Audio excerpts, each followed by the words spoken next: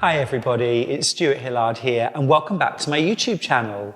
Now in today's video I'm going to be showing you a quick and easy make, and it's really fun and beginner friendly. I'm going to show you how to make this Japanese rice bag. There's no difficult cutting or sewing in this project. It's all squares and strips and straight line sewing, but it makes a really fun bag and it's a little bit different. And I've made this one a little bit extra special with an extra little bit of edging, which I'll talk you through. But I'm going to show you how to make the basic Japanese rice bag, and then you'll be able to make lots for gifts for people or things for yourself. And they look really fun.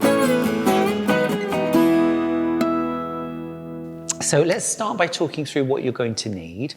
You're going to need, for a most basic bag, 2 different fabrics, one for the outside of the bag and one for the lining. And you need about 1/2 meter of each. Now, of course, you could use a variety of different fabrics. You could use squares from a layer cake, you could use some scraps, you could use fat quarters. And once I talk you through what pieces you'll need to cut out, you'll probably think about how you could use fabric you've already got. Now, I'm going to be using some fabric here today from my kimono fabric collection from the Craft Cotton Company, which is lovely indigo blues and has a real kind of Japanese feel to it. It's a little bit sashiko. And I'm going to use the fans for the outside of the bag, and then I'm going to use this one, which is like a navy net design, for the lining. What you're going to need to do is you're going to need, from your outer fabric, you're going to need to cut 5 squares, and in my example they're all 7.5 inches square, and you need 5 of them. You're also going to need exactly the same in your lining fabric, so 5 7.5 inch squares of lining fabric. And then you're going to need some quilt batting, and you're going to need 5 7.5 inch squares of quilt batting. Now, this is a great time to use up those trimmings or bits of batting that you've got left over from maybe bigger quilt projects. You know, those strips that you cut off at the end, or maybe you've bought a quilt batting that's too big for the project. So you can use those scraps up, 5 7.5 inch squares. The last thing that you'll need are some strips of fabric. You could join these if you're using fat quarters, that's not a problem. And you're going to need 2 2.5 inch strips of the lining fabric, and then 2 2.5 inch strips of your outer fabric. Or if you wanted to, this is another opportunity where you could use a totally different fabric that you just happen to have. Now, the 7.5 inch squares is not a magic number. If you want to do 6.5 inch squares, or 7 inch squares, or 4 3/4 inch squares, you can. Okay, it'll just make a slightly bigger or slightly smaller bag. I probably wouldn't go much bigger than 9 or 10 inches square. What I've done on this example is I actually didn't cut out squares. I cut out a rectangle and a strip, and I sewed a strip on the top to make a square. So you could even do a 4 patch or 9 patches. These could be patchwork squares or blocks as well. So maybe even an idea for using up orphan blocks. So let's get started, and we're going to start by making the outer bag. Now, in order to make your outer bag, what you're going to need to do is grab 1 square of quilt batting and 1 square of your outer fabric, and you're going to lay that fabric on top of the batting, pretty side facing out. Now, I think these hold together pretty well, but if you were using larger squares, you could pin them together. You could maybe use a bit of 505 quilt basting spray. You could even quilt at this stage, maybe do a little bit of free motion or straight line quilting to hold those layers together. But I'm not going to do that for this example. What you want to do is you want to layer up your 5 outer squares with your 5 squares of quilt batting. So I'm going to do that first of all, and then I'm going to show you how to lay them out to create your outer bag. Now, once you've got your squares laid up with some batting, you just want to lay them out and lay 4 of them out like this, sort of forming a cross. Now you'll see I've used a directional fabric, and what you need to make sure when you lay out a directional fabric is that the bottom of the pattern is all facing into the center, okay?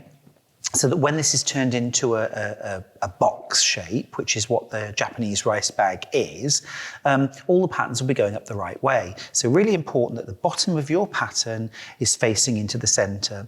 And then we're just going to put one more square right in the center. And obviously, because that's directional, it just has to go one way. All right? And then what we're going to do next is we're going to sew these 4 seams. But what I want to point out to you is that we're going to start and finish 1/4 of an inch in from the outer edge, and we're going to finish 1/4 of an inch in from this edge. Same here, here, and here. So we're going to sew this middle section, but leave 1/4 of an inch unsewn at the start and finish. And I'll explain why that's important as we're sewing these squares together. Now, you might find it helpful to put some little dots using a fabric marking pen or even a Sharpie marker just on the batting, 1/4 of an inch in from the edges. That gives you a starting and a finishing place when you're sewing your seams. The other thing to remember to do is that when you start and finish each seam, you want to reinforce your seam allowance. To do that, you're going to use that reverse button on your sewing machine. Looks like a little arrow going back on itself. So I'm going to drop the needle down into my orange dot that I've made. And then I'm going to sew forward a couple of stitches, reverse back to that orange dot, and then carry on sewing the seam. And I'll do that all the way down, just sew all the way down now. Finish at the orange dot, then reverse back, and then stitch back to the dot. Okay. So that's 2 sides added on, and then add the third. Now, as you're adding each piece, what you might need to do is just move the last piece away and make sure that you can actually line up the 2 ends of your square. That's why we've left 1/4 of an inch unsewn. So again, drop your needle down into that orange dot, sew forward and then back, and then sew all the way down to the last orange dot. And reinforce. And then I'm just onto the last one now. You can see how quick and easy this is. Once you've got everything cut out, it's a really quick job to make these bags. And they're lovely, filled with toiletries for a birthday or Christmas gift, or you could put some quilting gifts inside, or you could use them for transporting a picnic or lunch even. They would make great lunch bags. Traditionally, they're used for shopping for and storing rice in Japan. So here's my last one. And just reinforce at the start and finish. I've sewn my 4 sides onto my base, and what I need to do next is I'm going to sew the side seams. So we're just going to flip 2 adjacent squares together, right side to right side, and this time I'm actually going to start sewing from the very top and sew all the way down to that orange dot that I made. So it's really quite useful to put that little mark so that you know where to start and finish. So we're sewing right from the very beginning or right from the very top. I'm still going to reinforce actually because it's the top of my bag and I want it to be nice and strong. 1/4 inch seams throughout. And then when you get to that orange dot, reverse back and reinforce, and then work around next 2 adjacent sides, right sides together. If you find that your fabric and your quilt batting are moving or shifting at all, just add some pins, just to hold it all together. I'm doing my usual flying by the seat of my pants. But when you're at home and you've got plenty of time, you don't have to. But if you're making these as Christmas presents, well, you might just need every speedy shortcut. You want to make sure that you do so right down to that dot. Otherwise, you might end up with a little hole in the bottom of your bag and all your rice might fall out, which wouldn't be good. Okay, 2 more sides to sew. We'll reinforce at the top, sew down to the orange dot and reinforce. And here's the last one. Okay, there we go. So I've sewn all of those sides, and what I can do now is turn my rice bag through to the right side and make sure that my corners are all pushed out nicely. And effectively, what we've made is a cube with no lid. So there we go. There's the outer rice bag all sewn together. And I think already it's looking good. We're going to make the lining next, and the lining is almost identical in construction to the outer rice bag. There's a few differences. The first one is it's just fabric, no quilt batting this time. We're going to sew the 5 squares together in the same net. So we're going to start with the 4 base seams and then we'll sew the side seams. The only difference there is that we're going to leave a gap in one of the base seams, and we want about a 3 to 4 inch gap. My rule of thumb is the width of 4 fingers. If I leave that kind of size gap, then I know I've got enough room to turn the bag through to the right side. We're still going to start and finish sewing a 1/4 of an inch in from the edges. And this time I'm not going to mark where I'm starting and finishing, but of course if you want to at home, you can. So we'll reinforce. Now when you get to the part where you're going to leave a gap, what I want you to do is stitch up to the point you want to leave the gap, reinforce with a couple of stitches, then I just lift the needle out, move my fabric forwards, and then start stitching again. Go back and reverse a couple of stitches, and then stitch to within a 1/4 of an inch.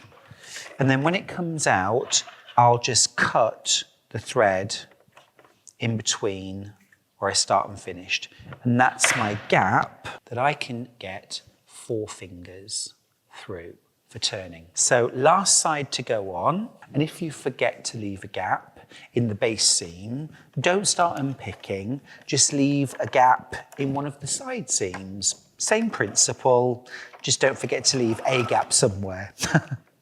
Otherwise you will have to unpick it. Is unpicking the most unpopular job in the sewing world? I think it's certainly a contender, isn't it? Maybe quilt marking is another one that a lot of us really, really don't like doing, but I definitely don't enjoy unpicking. And unpicking quilting is the worst. All right, so I'm going to sew my side seams. So again, I'm going to start from the top. I'm going to sew right from the very top, and then I'm going to finish at that 1/4 inch mark. 4 seams here to sew. Just bring those edges together. And so long as you're lining up your edges really well and holding them nice and tight, you probably won't need to pin. He says, you could always try one. If it doesn't work, pin next time. And then the last seam, do you like the way I tidy my desk? Just sweep everything onto the floor. I mean, thank goodness for staff. All right, last one. Wonderful. So that's my lining all made, but I'm going to leave this turned wrong side out and pop that to one side. All right, now the next thing that I need to make, let me show you, are the little loops that go around the edge. And I've got 8 on this size bag. On a smaller bag, you could do smaller ones, you could do fewer of them, but I think 8 works pretty well. Now in the basic version, what you're going to do is you're going to sew 2 strips of fabric together, and I'm going to use one of my outer and one of my lining. And what you'll end up with, right sides together, sew them together and turn them through. And you'll just have one fabric on one side and a lining on the inside, which you won't really see. On this version here, you can see there's like a little edging, which looks quite smart. And the way I did that was that I cut one of my strips at 2.5 inches and one of my strips at 3 inches. And then I lined up one long edge and I sewed that. And then I shifted the other edges over so they met up and I stitched there. And then I turned it through to the right side. And what that did was the wider strip got brought round to the front and created this little edging along, which looks quite smart. And it's very, very easy to do. It's also a brilliant way of lining curtains, but that's perhaps another tutorial for another time. So let's stitch these up. So 1/4 inch seam allowance, and I'm going to sew 2 long sides and 1 short side.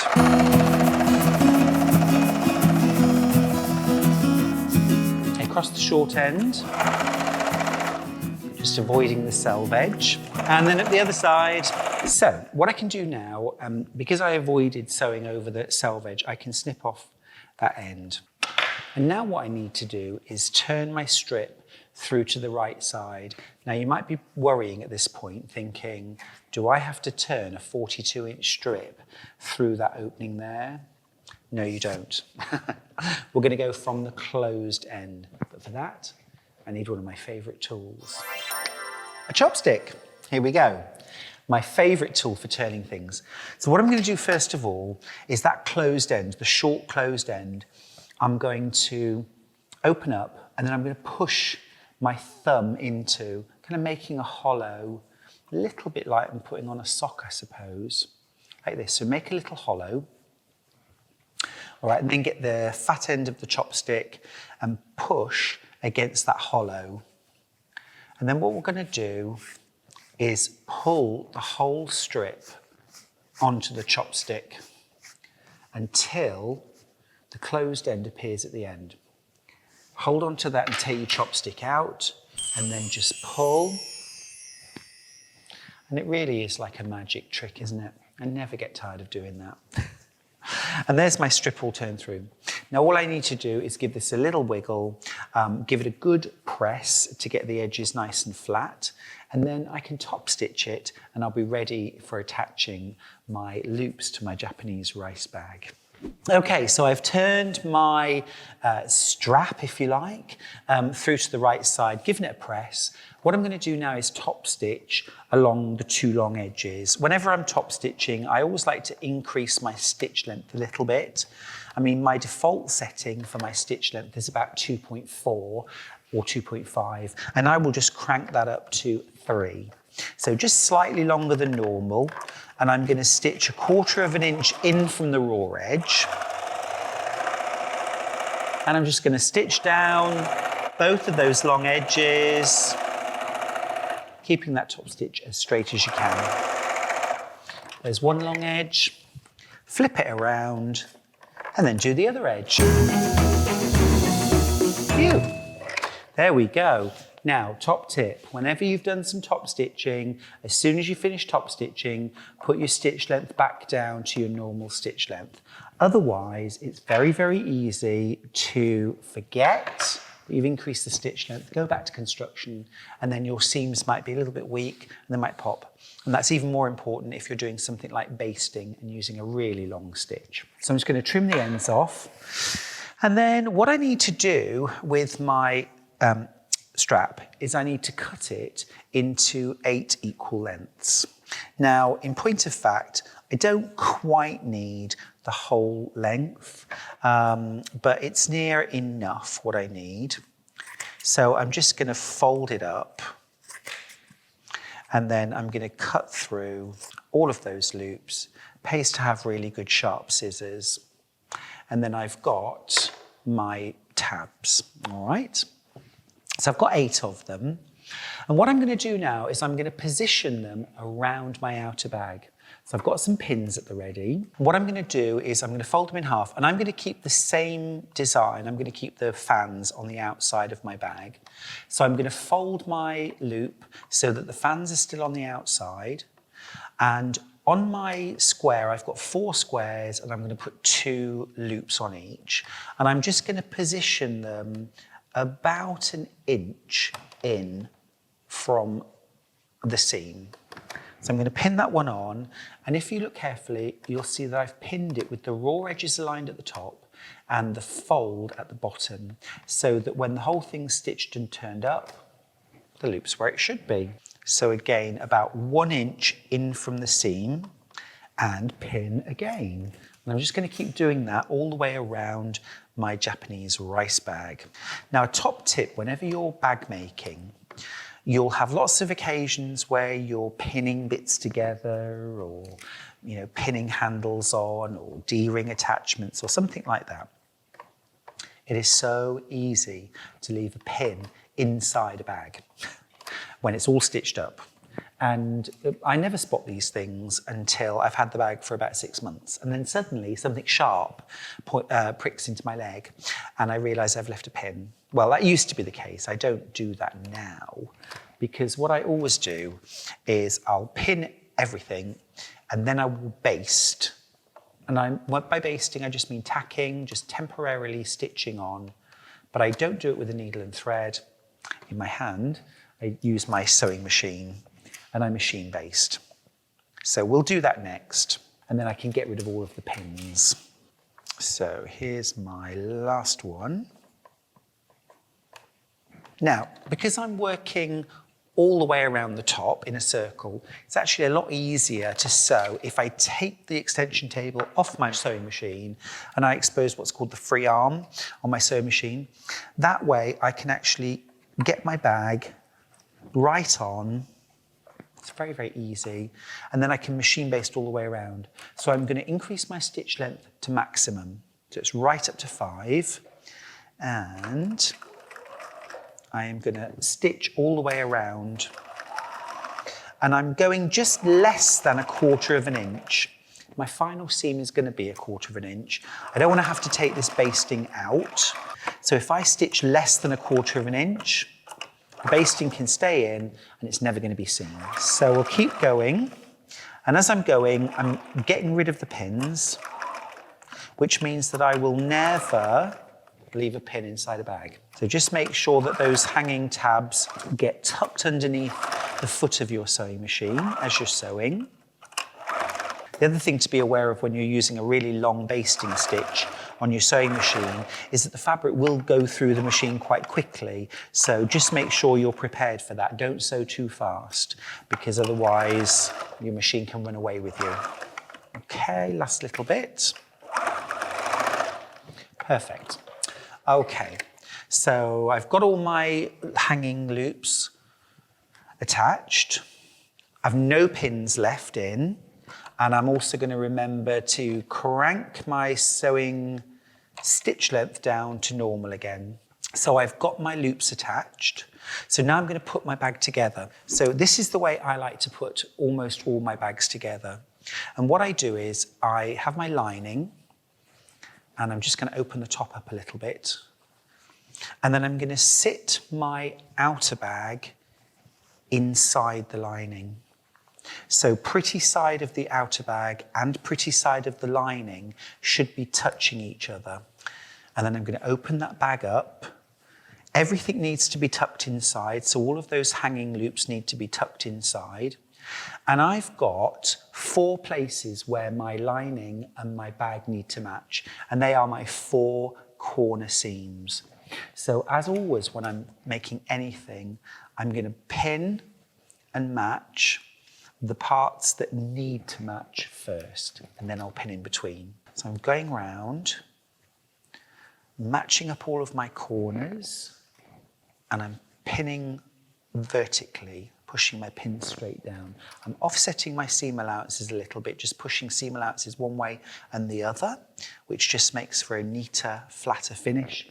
And then I'm going to pin probably 2 more pins in between each corner. And again, all my pins are just pushing straight down. 2 more sides. And here's the last side. Now I'm going to sew all the way around in a complete sort of circle using a regular stitch length. Now I'm actually going to use very slightly more than 1/4 inch seam allowance, probably about 3/8 inch seam allowance, just to make sure that the top edge is really, really enclosed. And I'm going to stitch all the way around. Just be aware as you're going, I'm feeling with my fingers just to make sure that those tabs, those loops, aren't wrinkling up. I mean, they've been basted down, so the edges shouldn't wrinkle. And that's another reason for basting before you stitch. But best laid plans. So I'm sewing all the way around. And just make sure as you're going, you're just releasing the bag at regular intervals so it doesn't catch as you're sewing in a circle. There we go. We're nearly there. Perfect. And I just like to overlap my final little bit of seam. Snip off any loose threads. Okay, and that's sewn all the way around the top. So now I need to find where I left my gap. There it is. There's my opening. And I'm going to reach in and I'm going to grab a hold of the outer bag and I'm just going to start wiggling it through that gap. Now we did reinforce either side of that opening. And if you hadn't done that, this is the point at which that seam could start popping open. That's why we like to reinforce. It just makes everything nice and secure. So keep pulling the outer bag through the gap and then turn the last bit of lining through. Excellent. It's always a good sign when all of those tabs pop out and none of them are tucked inside. What I want you to do before you start closing up that gap or top stitching or anything else, what I want you to do is go around that seam that you have just sewn and make sure that there are no frayed edges, that there is nothing which hasn't caught, because the last thing that you want to do is close that hole and top stitch it and then discover that there's a little fray bit, because then there is a ton to unpick. So just check everything over. If everything's fine, then we'll close that lining up. So here's my little gap that I left. And what I'm going to do is I'm going to tuck the raw edges in and neaten them. And then I'm going to bring those edges together. I'll grab a pin and just pin it. Now you could hand stitch that opening closed, but I always do mine by machine. I'm using white thread here, so you'll be able to see my stitching, but if you use navy thread in this example, you really wouldn't be able to see where you would close the opening. Take that pin out as I get to it, and I'm just sewing very, very close to the edge, just to close that gap up. And then when I get to the end, I'll reinforce, snip the threads off neatly, and that's the gap in my lining closed. So now I can tuck the whole of that lining inside my bag and push it down really well. Lick your fingers here. Really gives you a bit of extra grip when you're turning that lining down into your bag. Now, it's a really good idea at this point, once you've turned it all down, to give that edge a really good press. And then we're going to come back to the sewing machine and we're going to lift up the tabs and we're going to top stitch all the way around the bag. But make sure you lift your tabs out of the way before you do that. Okay, so I've pressed all the way around. Really not a bad idea at this point just to pin the lining and the top of the bag together before you start top stitching, because a bag can tend to shift a little bit when you do this.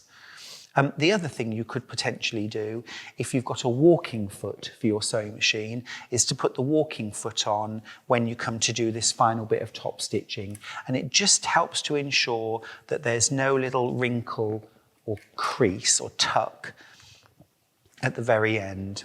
And again, still using the free arm on my sewing machine. I'm going to start sewing at a seam intersection, and I'm going to sew forward a couple of stitches and then reverse just to secure. And then I'm going to increase my stitch length a little bit. And then I'm just going to take it nice and steady and top stitch all the way around. And again, just remember that those tabs need to be pointing up away. You're not sewing over the top of those tabs. And then when you get to the last little bit, just reinforce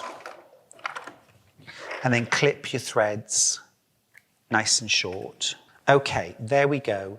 So that's the outer bag all made. So the only thing I need to make now is the closure. And that's a really nice, easy job. So I'm going to put the extension table back on. Now, I've cut two different fabrics, one outer and one lining for contrast. They're both 2.5 inches wide. They're both the width of my fabric from selve edge to selve edge, so about 42 inches long. And what we're going to do at the pressing mat, first of all, is we're going to fold over one edge to neaten it and press it. And then we're going to fold the outer edges in to the center. And then the last thing that we'll do with the whole strip is to fold it in half. So essentially we folded the raw edges in and then in half to create a neatened strip of fabric. And don't forget, of course, to fold over the other edge, the other short edge, and press that too. And you're going to do this with both strips of fabric. We want 2 straps to close, or 2 handles if you like, to close our bag. So I'll just fold the raw short edge in as well. And I'm just going to turn the raw edges in towards the center and press them so that the whole strip is neatened. So once you've got those 2 long strips turned in and pressed, it's time to add a bit of top stitching just to hold them all together. And you want to make sure you reinforce at the start and finish. And then just sew down that long edge. Now, if you wanted to, you could add a double line of stitching or even use decorative stitching here. But I'm just going to do one straight line of stitching down the edge that holds the folds together. And just remember, reinforce at the end. So I'll snip the threads off. Okay, so that's one made. Now I'm going to top stitch the other one, exactly the same as before. Just trim the threads. Right, nearly there. So what I'm going to do now is thread these closing straps through my tabs. Now what I'm going to do is I'm going to start on one side, and I've got 2 tabs, and I'm going to start in between those 2 tabs. No need for anything like safety pins on the end of your tab. But if you're doing a smaller bag and you're doing much smaller tabs, you could attach a safety pin to the end of your strap, and that would act almost like a needle and help you to pass it through the loops. But these loops are really nice and big. It's really easy to pass the strap through. So I'm going to go all the way through. Try not to twist as you go.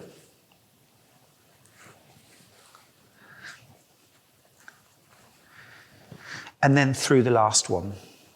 So you can see here at this last one, there is a gap in between, all right?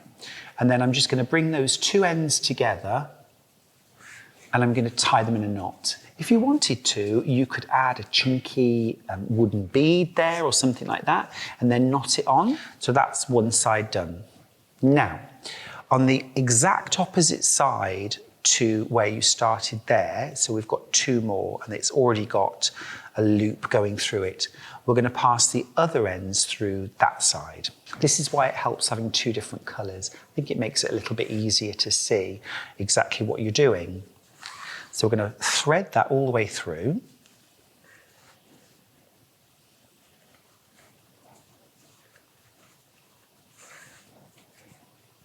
There we go, back through to the other side, and just even up the length. And same again, you could thread a bead on and then knot it, or do as I'm doing and just knot it. So now we've got a knotted strap at opposite sides. And now when we pull on those, it closes our bag up. And that's our finished Japanese rice bag, made quickly and easily using strips and squares. Thanks for joining me on this YouTube video. Don't forget to like and subscribe so you'll always know when we've got a brand new video coming out. And join me for more YouTube channel videos, and where we'll make lots of other more fun and exciting things. See you again.